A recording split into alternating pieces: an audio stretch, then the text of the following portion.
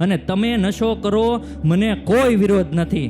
શું કહું છું? આ વડીલો નશો કરે ને, મને કોઈ વિરોધ નથી, પણ મારી ઉંમરના જે દીકરા દીકરી નશો કરે છે ને, એનો મને વિરોધ છે. અને ખુલ્લેઆમ કહું છું, એનો મને વિરોધ છે. શું કામ?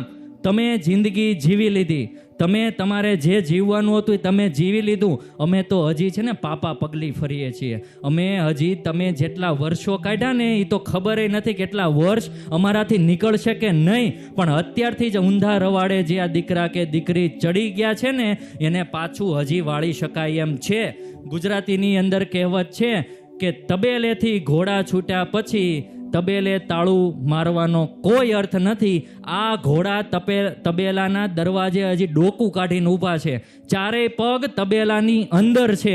એટલે હજી સમય છે એ તબેલાને તાળું મારવાનો. એ તમે તાળું માર્યું તો માર્યું, બાકી એ જો હાથમાંથી છૂટી ગયા ને તો પછી આ કાંઈ ભેગું થશે નહીં. એટલે દીકરા કે દીકરીને આ સમજણ અને આ શિખામણ આપજો